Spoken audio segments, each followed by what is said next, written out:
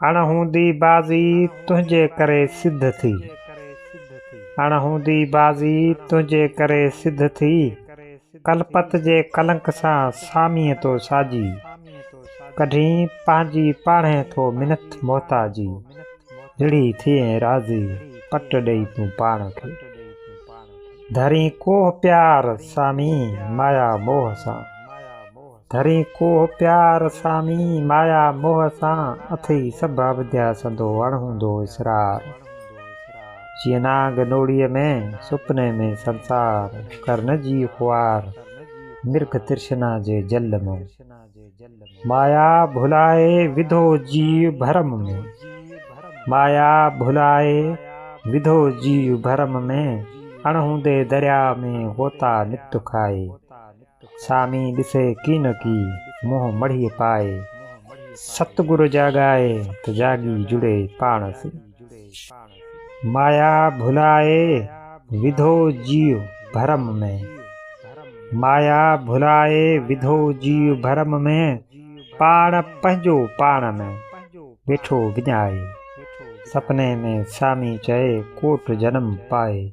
अवध्या पट लाहे जागी ॾिसे की न की। माया भुलाए विधो जीव भरम में। माया भुलाए विधो जीव भरम में। पाण पंहिंजो पाण में वेठो विञाए। अणहूंदे दरिया में होता नित खाए। मोह मढ़ीअ पाए सामी ॾिसे की न की। माया भुलाए विधा जीव भरम में। माया भुलाए विधा जीव भरम में। सामी ॾिसे को न को मोह मढ़ीअ पाए। जंहिंखे अवध्या निंढ मां सतगुरु जागाए। सो वेही वॼाए नगारो निर्वाण जो।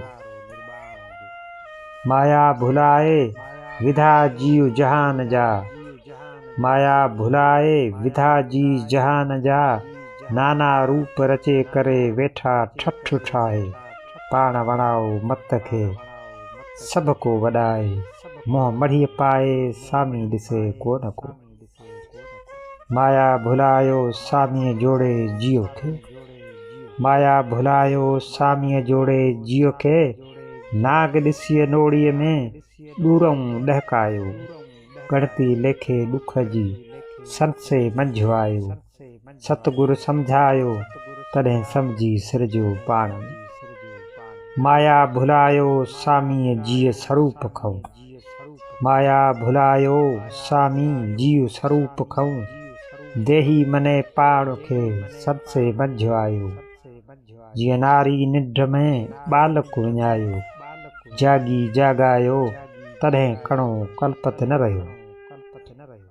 माया महान परबल जीती वञे न जीअ खऊं। माया महान परबल जीती वञे न जीअ खऊं। विधो जंहिं जहान में अणहूंदो ख़ौफ़ हलल। उथंदे वेहंदे निंढ में सामी छॾे न छल। ओ गुरमुख रहे अचल जंहिं जागी ॾिठो पाण खे।